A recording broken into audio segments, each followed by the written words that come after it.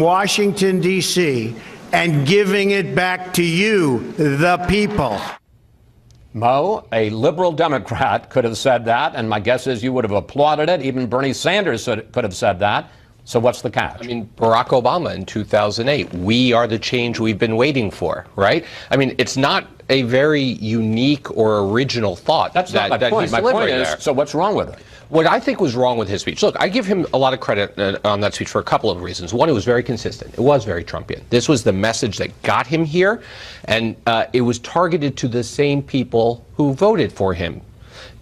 But that wasn't a majority of the country. I'm not saying he wasn't elected president, right? I mean, he was elected president of the United States. But a majority of the American people did not vote for him. And I heard very little in that speech that would actually appeal to those people. This was a very good, very Trump speech for a narrow, or narrow's not the right word, but for a specific audience, his supporters. Will he begin to appeal and bring more people in? He's entering office with the lowest approval ratings of any president ever in the history of polling. That should be a bit of a concern for him, rather than just play to his supporters, which I think he did very, very well. Kim, do you agree with that? Or? So here's the thing. You go out and look in the country, while the majority of people may not have voted for him, popular vote, what is widespread across the country is an incredible disgust with Washington and the inability to get things done. And I think, and also a sense, if I may, of tremendous economic dislocation, that people are being left behind. Exactly. So in that regard, I do think his speech was speaking to more than just those who voted for him, because that is a unifying theme out there. You talk to the Trump people, you talk to congressional Republicans, and what they are banking on is that you come in and you get some things done immediately, some big things that people can see, and that is what is going to end up moving some people in his favor, more than words of unity in a speech. All right. We have to take a break here, panel, but when we come back, President Trump visits the CIA and says any talk of a feud is a media invention. We'll discuss his relationship with the intelligence community and the press when we come right back. Up this morning, I turn on one of the networks, and they show an empty field. I said, wait a minute. I made a speech. I looked out. The field it looked like 1.5 million people. They showed a field where there were practically nobody standing there. President Trump complaining about reports on the size of the crowd at his inauguration while speaking at the CIA in front of the memorial to officers who died while serving our country. And we're back now with the panel. Well, Brett, you and I both covered the White House for years. And when White House press secretaries call special briefings, especially late in the afternoon on a Saturday afternoon, it's a big deal. It's a big personnel announcement. It's a big policy announcement. In your years covering, I can tell you, not in mine, have you ever seen a White House press secretary coming in to excoriate the press for their reports on crowd size? No. And yesterday we were, preparing for some big announcement on policy or something, but then it was this excoriating message from Sean Spicer. One thing is clear. If anybody doubts that he's speaking on his own and not on behalf of the President of the United States, that's not true. He's clearly was told to get out there and do this because of after the remarks by President Trump early on. I think it was unusual. It was very different. I talked to people in the briefing room. They were shocked. But people at home, they said, the supporters said, this is exactly what we want. Break the China. Forget it. How he deals with the press. This is the completion of the takeover of the Republican Party. And I don't say hostile takeover because people went willingly because of the actions of the Obama administration and Republicans. And part of that is dealing with the press, as shocking as Washington is going to have to come to grips with. But I'll tell you, it was shocking yesterday. I was going to say, I wish that there had been a reverse shot showing the reporters in the briefing room, because my guess is their jaws would have dropped within a look of complete astonishment. Juan, you were also a White House reporter. You sat in that briefing room. What did you make of it? Sean Spicer's a good soldier. I think, just as Brett said, he was sent out there, I think, in much the way that he was sent out at one of the news conferences in New York to deal with the Russian allegations.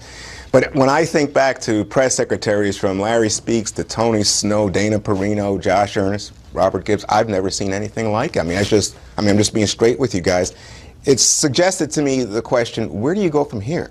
If that was the opening bid, If that's the way you feel, if the president is calling the press a bunch of dishonest human beings and Spicer sent out to scream and perform in that manner, to say to the press, you have no credibility.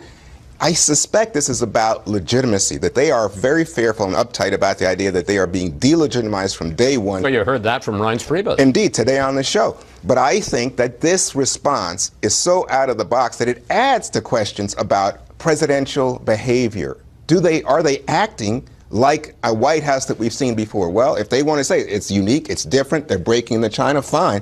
But they're also hurting their standing, I think, not only with the press, but with the American people. Well, there's another aspect to what happened yesterday that, to me, is even more troubling, and that is that the president said several things that just weren't true.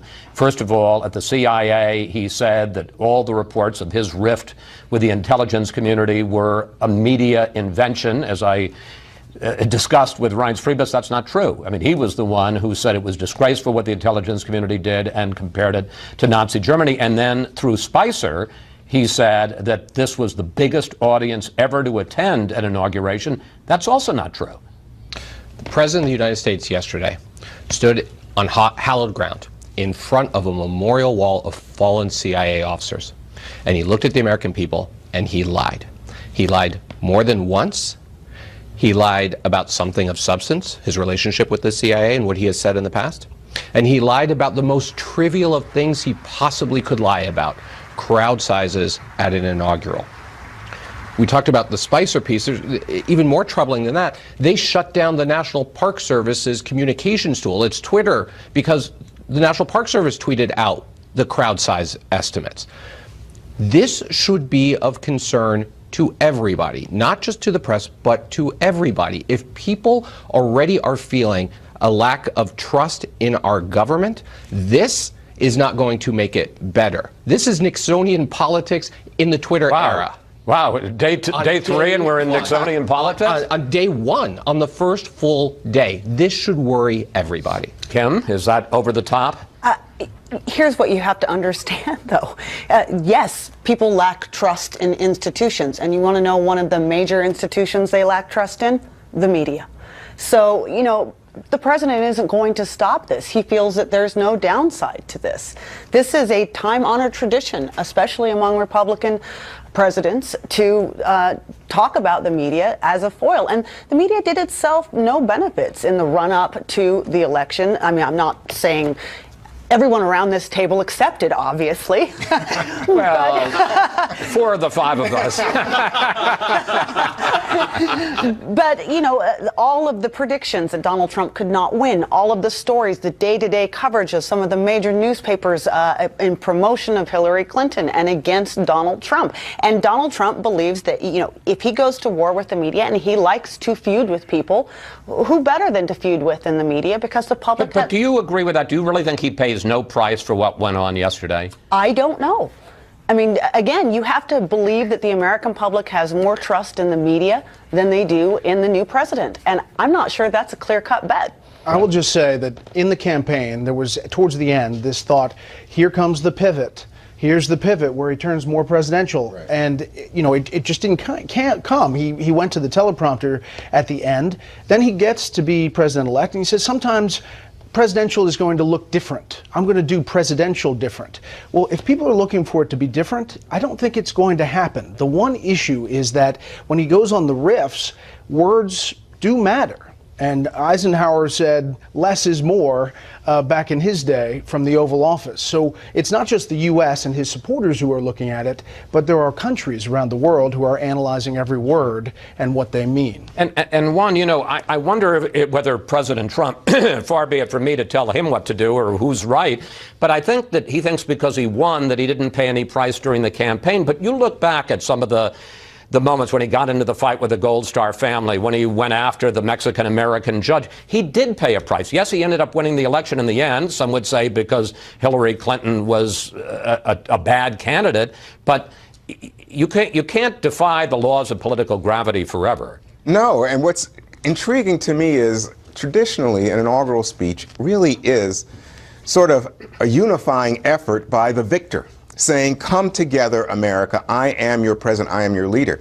in giving the speech that he gave and the behavior that he's displayed and his press secretary displayed on the very first day, I think it is a defiance. I think it's fist pumping. I think it's very proud. Okay, but there's no sense in which, oh my gosh, look at all those protesters in the street. Oh my gosh, I acknowledge that there are some issues here and I want to bring us together. I just don't see that. I mean, you know, we were talking about press secretaries earlier. I used to get calls from press secretaries, White House press secretaries, and they'd be like, why did that story leak? You're out of the loop. We're not, you know, very personal. The idea that you would stand and lecture the whole American press, no matter how badly they may think of us, Kim, we play an important role in American democracy, and you can't just throw the whole thing out. I just felt like, wow, what is going on? It made me concerned. 15 seconds. Should he be concerned? Look, I think that Donald Trump is not going to, he's comparing himself to his predecessor. It's not about unity, the words, it's about his actions in the end. He's going to figure out a way to win.